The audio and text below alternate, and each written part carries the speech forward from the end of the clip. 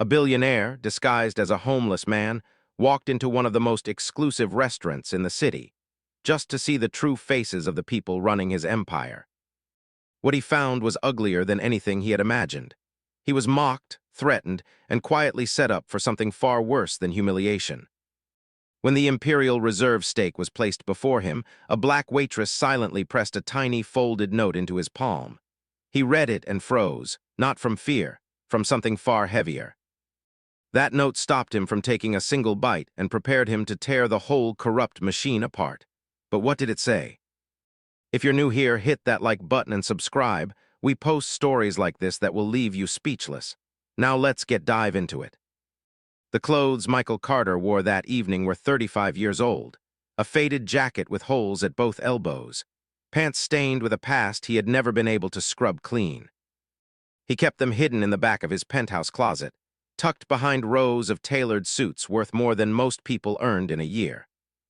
Tonight, for the first time in decades, he put them on again. His assistant, Rebecca Hayes, stood near the door watching him with barely concealed alarm. She had worked beside him for 12 years. She had seen him make decisions that shook entire industries, but this was different. "You could send someone else," she said carefully, "a professional inspector. Someone trained for undercover work." Michael looked at her through the mirror as he smeared grime across his jaw. "No one can see what I need to see." The anonymous letter had arrived 7 days ago. No return address, just a short video clip and 3 sentences typed on plain white paper. The video showed a man in torn clothes being physically dragged out of a restaurant by security, while well-dressed customers laughed and pointed. The letter read, "The Grand Aurora, your restaurant, your responsibility, or isn't it?" The Grand Aurora was the worst-performing location in the entire Crown Stone hospitality group. Quarterly reports blamed the neighborhood, the economy, shifting demographics. But Michael had built his empire on one principle alone. Every person who walks through the door deserves to be treated with dignity. If that principle was being violated under his name, he needed to see it with his own eyes. He removed his Rolex Submariner, slipped off his wedding ring, placed both on the dresser. The only thing he kept was a small phone hidden inside a custom compartment carved into the sole of his shoe, capable of recording audio and making emergency calls with a single button press. As he moved toward the door, Rebecca tried one last time. "Michael, please, at least take security." He stopped, turned to face her. The scar on his right hand, the one he had carried since he was 23, seemed to pulse beneath the skin. 37 years ago, he said quietly, no one protected me. And right now, no one is protecting the people walking into that restaurant. That's why I have to go alone. Rebecca nodded slowly. I'll be parked across the street with the legal team. One signal from that phone, and we're inside in 30 seconds. Michael allowed himself a small smile. That's why I keep you around. At 7 o'clock on a Saturday evening, the Grand Aurora was exactly what its name promised, a gleaming, chandelier-lit spectacle of wealth and exclusivity. Crystal glasses clinked, hushed conversations floated above white tablecloths, the scent of seared beef and aged wine hung thick in the air. The clientele was exactly what you would expect, designer suits, diamond jewelries, and the quiet arrogance of people accustomed to getting whatever they wanted. Jasmine Brooks had worked there for 3 years, long enough to know that the polished surface concealed something deeply rotten underneath. She moved between tables with practiced efficiency, refilling water glasses, clearing plates, invisible in the way the restaurant needed her to be. Her feet ached from standing since noon, but she couldn't slow down. Her 7-year-old daughter, Emma, had another doctor's appointment next week. The copay on her asthma medication had gone up again. Her younger brother's college tuition was due at the end of the month. Jasmine had learned long ago to read people by their eyes. It was a survival skill, the kind you develop when you spend your whole life navigating spaces where people like you aren't supposed to belong. She could tell within seconds whether a customer would tip generously or leave nothing, whether they actually saw her as a person or just as part of the furniture. When the front door opened and a homeless man walked in, Jasmine knew immediately that something was off. Not with him, with everyone else. Yes, he was disheveled. His clothes were torn and dirty. His beard was unkempt, and he carried the unmistakable odor of someone who hadn't had access to a shower in days. But his posture was wrong. His shoulders were too square, his stride too deliberate. And his eyes dark, sharp, sweeping every corner of the room. Those were not the eyes of a man broken by life. Those were the eyes of a man looking for something specific.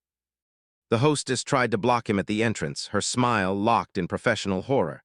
The security guard stepped forward, hand already reaching for his radio. And then Brandon Cole appeared.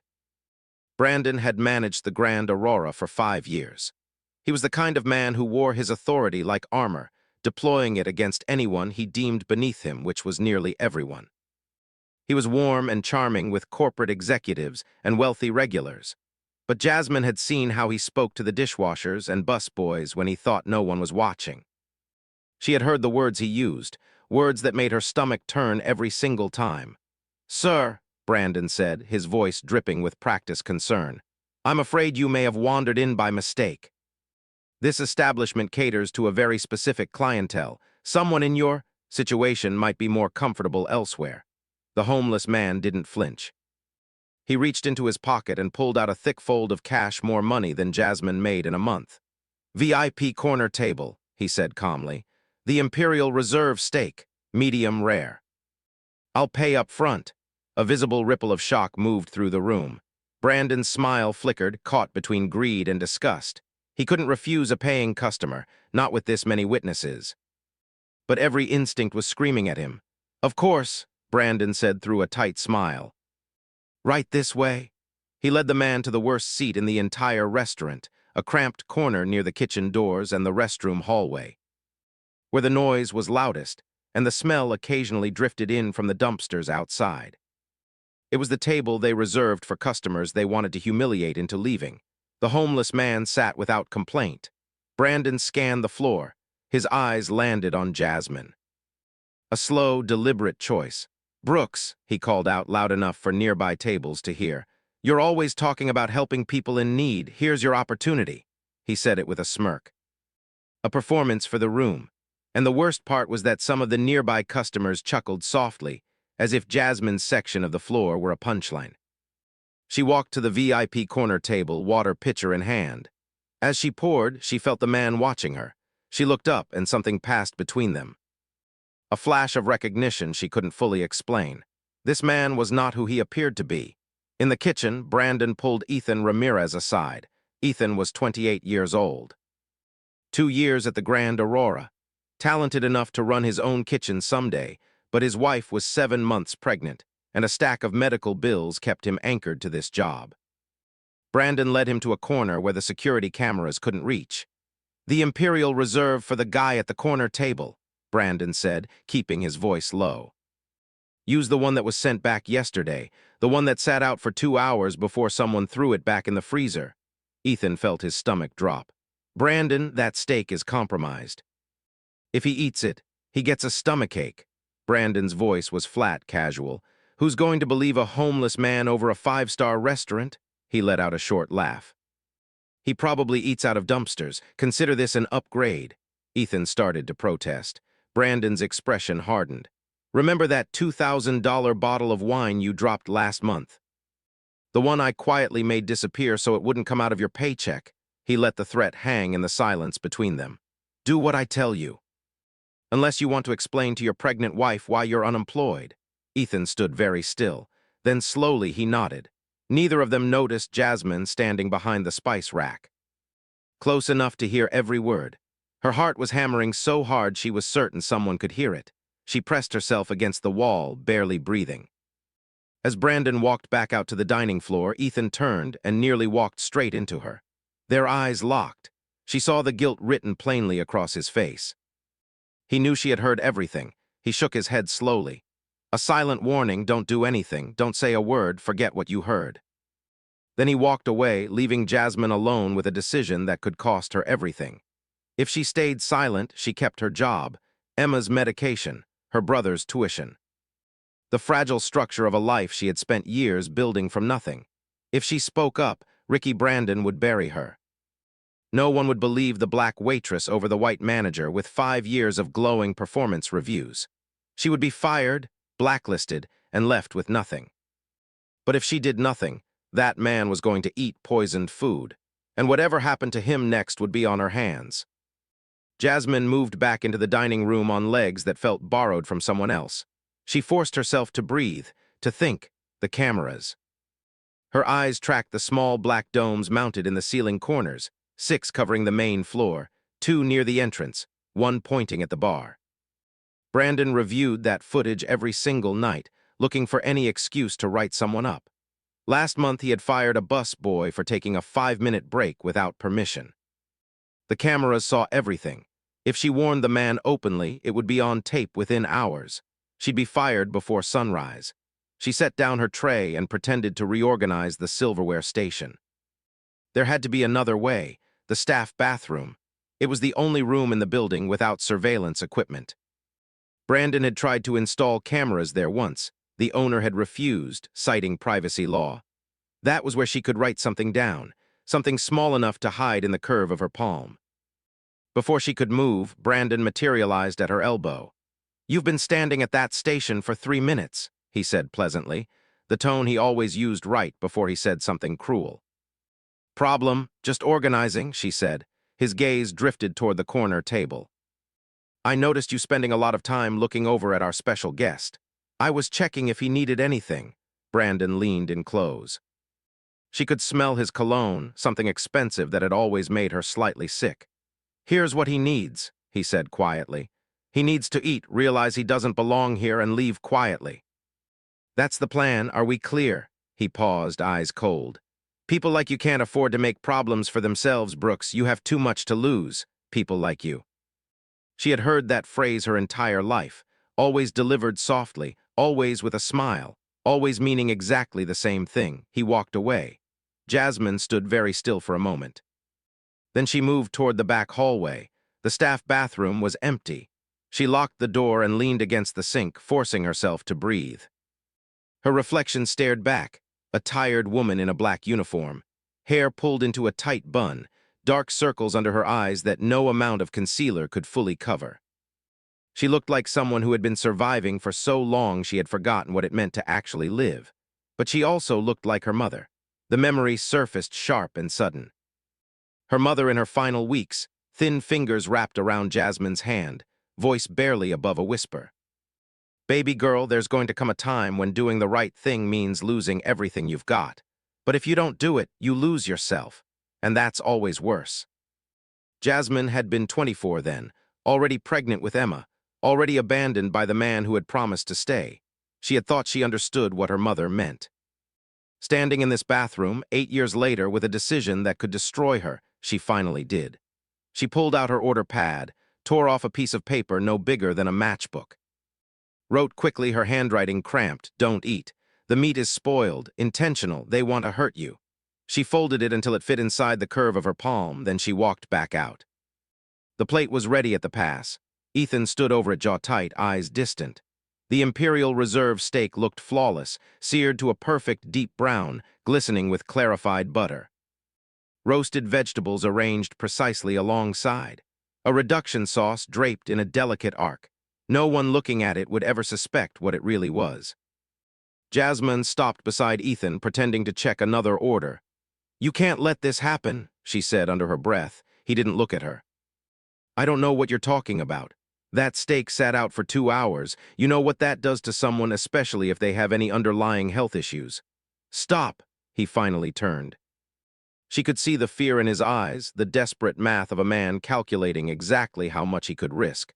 "I have a baby coming in 2 months. My wife can't work. If I lose this job, and if that man ends up in the hospital, or worse, can you live with that?" His face twisted. "What am I supposed to do, Jasmine? Walk out there and announce that Brandon ordered me to serve poisoned food? He'll deny everything. Fire me for lying. Make sure I never work in this city again. Nobody's going to take my word over his." She looked at him for a long moment. Then she said quietly, "Fine, you didn't see anything." Relief and shame moved across his face at the same time. He opened his mouth. She had already turned away. She picked up the plate, 10 feet from the VIP corner table, 5 feet. 2. She set it down gently, positioning the steak with a server's precision. Your Imperial Reserve, sir, medium rare as requested. The man looked up at her. That same electric flash of recognition, as if he already knew and was simply waiting to confirm it. She laid the silverware beside the plate. As she did, her hand brushed his, and in that brief moment of contact, she pressed the folded note into his palm. She felt his fingers close around it. "Enjoy your meal," she said, holding his gaze for exactly 1 second longer than normal. Then she walked away. Michael opened the note under the table. "Don't eat. The meat is spoiled. Intentional. They want to hurt you." He read it 3 times. Then he looked at the beautiful plate in front of him. Something cold and hard settled in his chest. Not anger, not yet. Something older, something he had spent 35 years trying to bury. He was 23 again, hungry and desperate, digging through a restaurant's dumpster for anything edible. He remembered the chef who caught him, the pot of scalding water thrown at his hands, the searing pain, the laughter of the kitchen staff. The words they used: "Get out of here, you worthless bum. You don't deserve to breathe the same air as us." The scar on his right hand burned with phantom heat. He had built Crownstone Hospitality Group to prove every one of those voices wrong. Every restaurant in his chain was supposed to be different, a place where dignity wasn't a luxury reserved for the wealthy, where every single person who walked through the door was treated with respect. That was the foundation, the only thing that had ever truly mattered. And now, in one of his own restaurants, they were attempting to poison a man they believed had no power, no voice, and no recourse. Michael set down his fork. He would not eat. He would not leave. He would sit here and watch, and when the moment came, he would burn the whole rotten structure to the ground. 20 minutes passed. The steak sat untouched, growing cold. From behind the host station, Brandon watched with growing unease. The man should have eaten by now, should already be starting to feel the first cramping signs of food poisoning. Instead, he just sat there, calm, still, like someone waiting for a show to begin. Brandon crossed the room. "Is everything all right with your meal, sir? You haven't touched it." The man looked up. "I'm enjoying the atmosphere. If there's anything wrong with the food, I can have the kitchen prepare something. The food looks perfect." The man's eyes held Brandon's without a flicker. "I'm savoring the moment." Brandon walked away, but the prickling at the back of his neck wouldn't stop. That man was not behaving the way he was supposed to, too controlled, too still. Too much like someone who was watching, not being watched. His eyes found Jasmine. She had served him. She had been alone with him for a few seconds. He would deal with her shortly.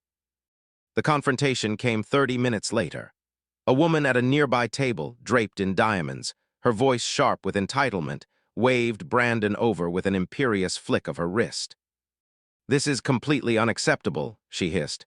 "We paid $400 for dinner. I should not have to sit next to that."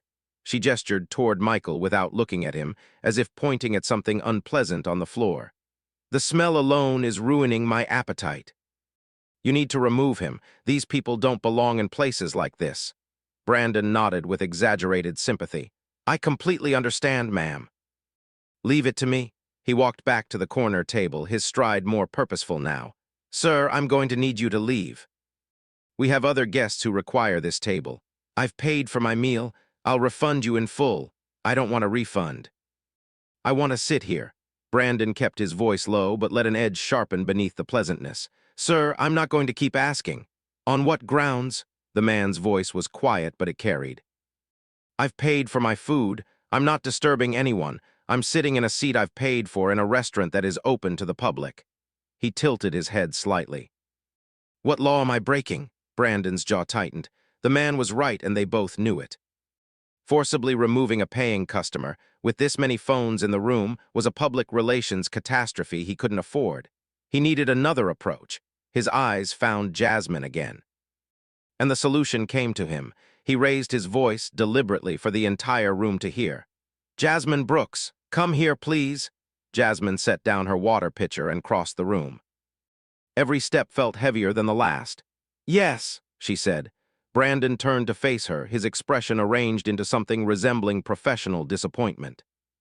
"I've received multiple complaints that you were inappropriate with this guest, that you made comments to him that were offensive and unprofessional."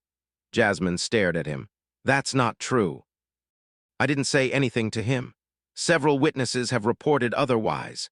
He talked over her louder now, making sure the surrounding tables could hear every word. Frankly, Jasmine, I've had concerns about your attitude for some time. Certain employees, regardless of whatever protections, they think they cannot be allowed to make guests uncomfortable. In light of this, I have no choice but to suspend you immediately, pending a full investigation. The dining room had gone quiet. Jasmine stood in the center of it, surrounded by strangers watching her humiliation like it was part of the evening's entertainment. She thought of Emma asleep at home with the babysitter, the stack of bills on the kitchen counter, the tuition payment due in 9 days. She had warned a man's life. And now she was being publicly destroyed for it while the man responsible smiled at her with flat, empty eyes. She refused to cry. She would not give him that. "I didn't do anything wrong," she said, her voice steady despite the tremor in her hands. "I served him his food, that is all I did." Brandon shook his head slowly, as if saddened. "Please collect your things." She looked around the room, searching for one person, anyone who might speak up. The other servers looked away. The customers watched with mild curiosity, already composing the anecdote they would share at brunch tomorrow. She was invisible. She had always been invisible.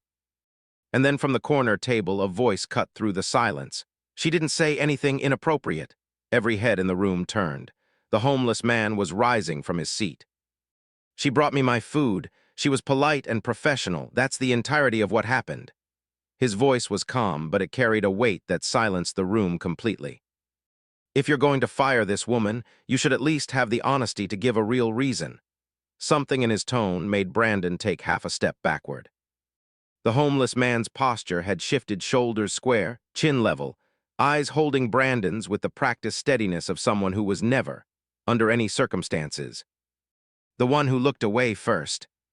"Who are you?" Brandon demanded. The man smiled. There was no warmth in it whatsoever. "I think it's time you found out."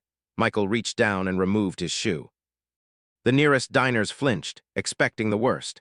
Instead, they watched in bewildered silence as he withdrew a slim phone from a hidden compartment in the sole. He pressed a single button. 30 seconds later, the front door of the Grand Aurora opened. Rebecca Hayes walked in first, charcoal suit, heels clicking against marble, expression cut from stone. Behind her came 2 attorneys carrying briefcases, followed by 4 members of a private security team.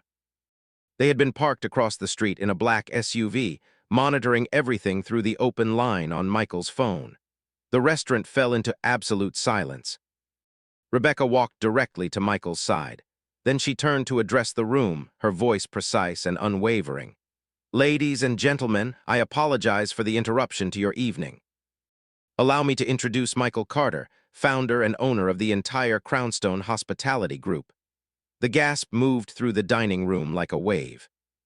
The woman who had complained about the smell turned a shade of white that no amount of foundation could have achieved. Her husband stared at the corner table with the dawning expression of a man watching his social standing crumble in real time. Brandon stood motionless. His face had drained of color. His mouth opened and closed without producing a sound. He looked like a man watching his entire world collapse in a slow, inevitable landslide and realizing there was nothing beneath him to break the fall. Michael stepped forward. Even in 35-year-old clothes, even with grime still faint on his jaw, he moved with the unmistakable gravity of someone who had built something from nothing and never forgotten what nothing felt like. "I've been recording everything tonight," he said, holding up the phone.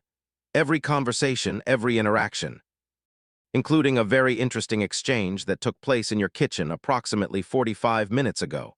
Brandon's eyes widened. "I don't know what you're... Perhaps you can explain the Imperial Reserve steak sitting untouched in front of me. The one you personally instructed your sous chef to prepare using meat that had been left at room temperature for 2 hours before being refrozen." The room erupted in murmurs of disgust. Several diners pushed their plates away. "That is a lie," Brandon's voice cracked.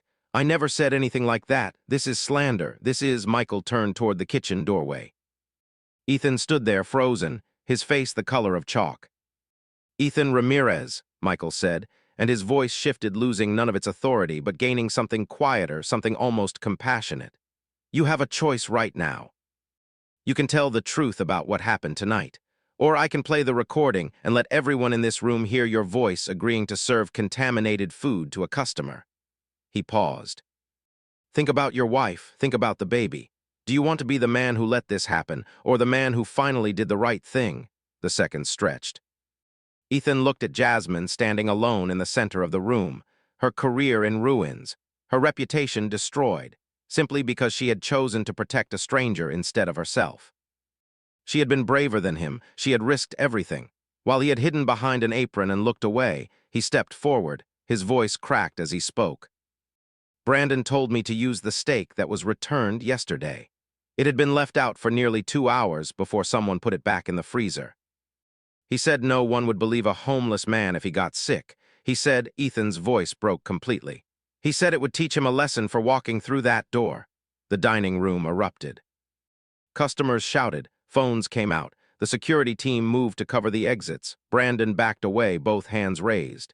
He's lying. This is a setup. I've given 5 years to this place. I would never. The recording doesn't lie, Michael said. And neither do the financial records my team has been auditing for the past week. Embezzlement. Falsified inventory reports, systematic theft from this location going back years. He let that settle. Did you really believe no one would ever look? Brandon turned and ran. He made it approximately 6 feet before 2 members of the security team stopped him. He struggled, cursed, threatened lawsuits, his voice rising into something raw and ugly, stripped of every ounce of the polished charm he had worn like a mask for 5 years. Michael walked toward him slowly, stopped a few feet away. 35 years ago, he said quietly, a man poured boiling water on my hands because I was hungry and digging through a dumpster behind his restaurant. He laughed while I screamed. He told me I was worthless, that I deserved to suffer. He raised his right hand, showing the faded scar that crossed his palm. I built this company so that no one would ever be treated that way in a place with my name on it, and you turned it into precisely the kind of place I swore to destroy. Brandon stared at him. All the fight left his body at once, like air escaping a punctured tire. The police are on their way, Rebecca announced. Mr. Cole will be facing criminal charges for attempted poisoning, embezzlement, and fraud. As if on cue, sirens rose in the distance, growing steadily closer. An hour later, the restaurant was empty. Brandon had been walked out in handcuffs, still insisting through the door that everyone was lying, that this was a conspiracy, that he would sue every person in that room. The guests had been sent home with full refunds and written apologies. The staff had been released for the night. Representatives from Crownstone Corporate would be in contact within 24 hours. Only Michael and Jasmine remained. She sat at a table near the window, staring at her hands. The adrenaline was gone. In its place was a bone-deep exhaustion and a hollowness she hadn't expected. She had done the right thing. She had saved a man's life. And she wasn't sure at all what came next. Michael sat down across from her. He had washed the grime from his face, though he still wore the same ragged clothes. Up close, without the disguise, she could see him clearly for the first time. You knew, he said. When you wrote that note, you understood it could cost you everything. Your job, Emma's health care. Your brother's education. Why did you do it? Jasmine looked up at him. Because 35 years ago, someone didn't help you when you needed it. And you've been carrying that ever since. Michael went very still. How did you know that? I saw it in your eyes, she said simply, when I brought you the water. Those weren't the eyes of a man the world had defeated. Those were the eyes of someone who remembered what defeat felt like. She paused. That's a different thing entirely. He was quiet for a long moment. You read people, he said finally. It's not a gift. It's survival. Her voice was steady, but the weight behind it was unmistakable. When you grow up the way I did, navigating rooms where people look straight through you, where managers call you people like you, and think they're being subtle about it, you learn to see what's really behind someone's face. It's the only way to stay safe. Michael nodded slowly. He understood that kind of survival better than anyone. What happens now? She asked. The restaurant closes for a full renovation. New management, new training program, new standards from the ground up. He leaned forward slightly. And I need someone to lead it. Someone who understands what this place is actually supposed to be. Someone with the courage to do the right thing even when it costs them. Jasmine looked at him. You're offering me a job. I'm offering you a choice, Michael said. This isn't charity, it isn't a reward, it's an opportunity. You can take it or leave it on your own terms. 1 week later, Jasmine's phone rang. She was sitting in her small apartment, Emma asleep in the next room. The familiar stack of bills spread across the kitchen table like an accusation. The caller ID showed a number she didn't recognize. "Ms. Brooks, this is Rebecca Hayes, Mr. Carter's assistant. He asked me to extend a formal offer for the position of general manager at the Grand Aurora, effective upon reopening." Jasmine closed her eyes. "The salary is competitive. Full benefits package including comprehensive family health coverage." A brief pause. "Mr. Carter wanted me to be clear. This is entirely your decision. No pressure in either direction." Jasmine thought about her mother's voice in a hospital room. "Baby girl, if you don't do the right thing, you lose yourself, and that's always worse." She had done the right thing, and instead of losing everything, she had been given a door. "I'll take it," she said, "but I have one condition." 3 months later, the Grand Aurora reopened. The space had been transformed.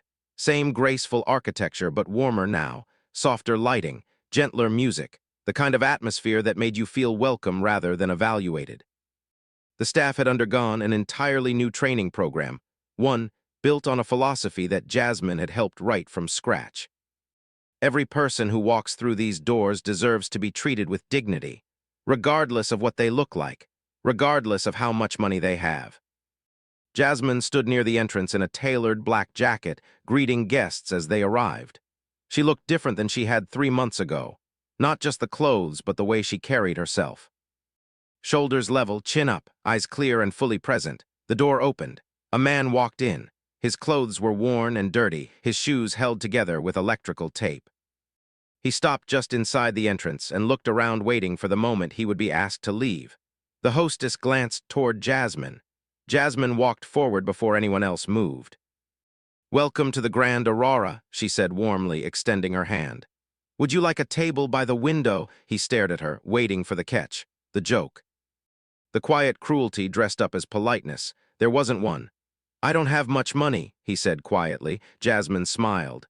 "That's all right. We have a community menu for guests who need it." "Please come in." She led him to the window table, the best seat in the house.